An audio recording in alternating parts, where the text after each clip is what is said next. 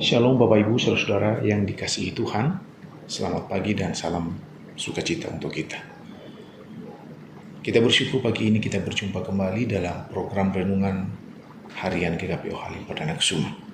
Sebelum jauh kita melakukan kegiatan aktivitas kita hari ini, saya mengajak Bapak Ibu Saudara untuk menyediakan waktu membaca dan merenungkan firman Tuhan. Mari berdoa. Terpujilah namamu Yesus Kristus Tuhan Allah yang telah menolong dan menyertai kami. Hingga pagi ini kami ada semua karena kemurahan Tuhan. Kami mau memulai kegiatan kami hari ini Tuhan. Namun sebelumnya kami rindu membaca merenungkan firman. Berbicaralah kepada kami ya Tuhan melalui kuat kuasa Roh Kudus-Mu. Kami siap melakukannya. Amin. Yudas pasal 1 ayat 21. Peliharalah dirimu demikian dalam kasih Allah sambil menantikan rahmat Tuhan kita, Yesus Kristus, untuk hidup yang kekal. Tema renungan bagi kita pagi ini adalah self-control. Saudara, surat Yudas ditulis oleh yang bernama Yudas yang memperkenalkan dirinya sebagai hamba Yesus Kristus dan dia adalah saudara Yakobus. Sebagaimana ia katakan dalam Yudas pasal 1 ayat 1. Ia diyakini sebagai saudara tiri Yesus, anak dari Maria dan Yusuf, serta saudara dari Yakobus yang dikenal sebagai pemimpin jemaat di Yerusalem.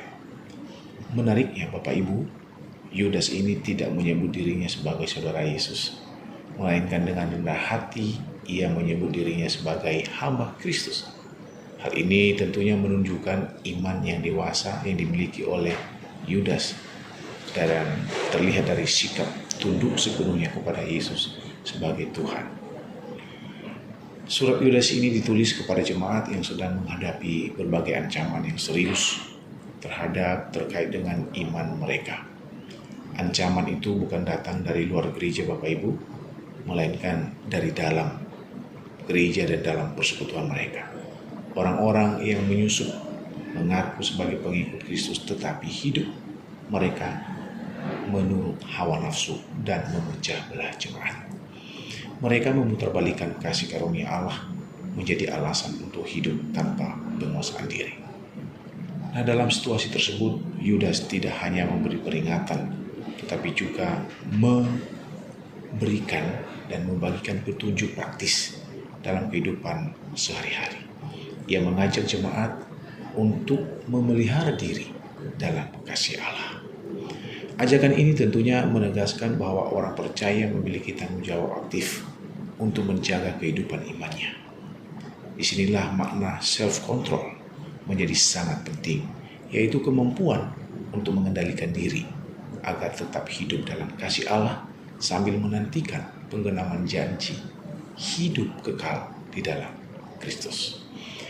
Bapak Ibu, saudara-saudara, ada beberapa hal penting yang menjadi perenungan bagi kita dalam renungan ini. Yang pertama, self-control menolong kita mengendalikan keinginan. Keinginan yang tidak terjaga sering menjadi pintu masuk bagi kejatuhan kita dan kejatuhan dari iman kita. Ketika keinginan pribadi lebih diutamakan daripada kehendak Tuhan, kita mudah goyah dan kehilangan ketekunan.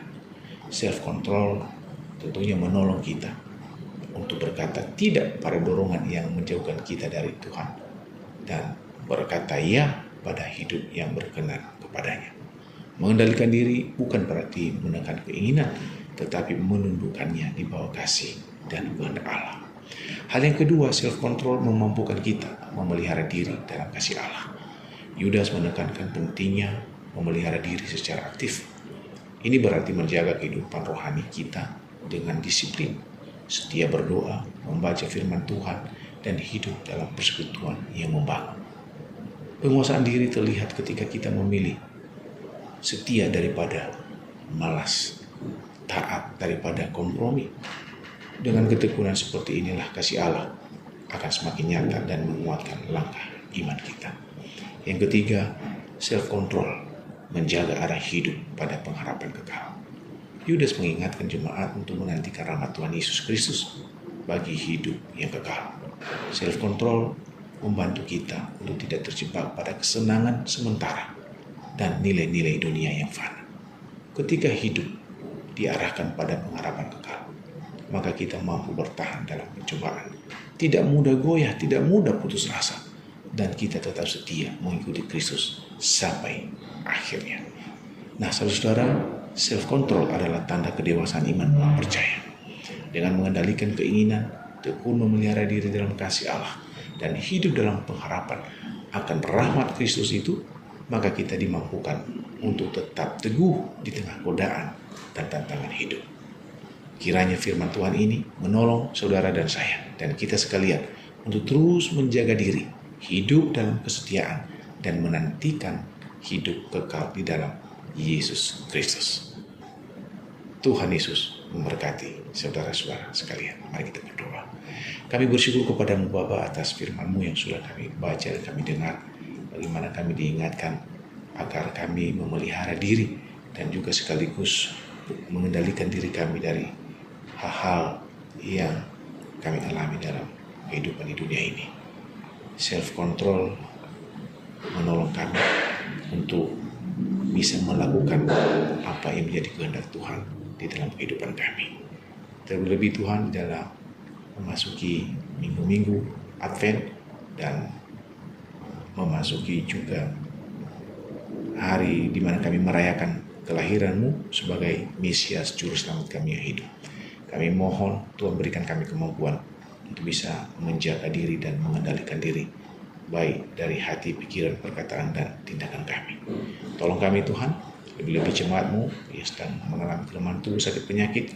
Tuhan berkati, Tuhan sembuhkan, dan Tuhan berikan mereka jawaban dan jalan keluar. Terima kasih Bapak, ini doa dan seruan kami. Kami meyakini bahwa Tuhan tidak pernah meninggalkan kami.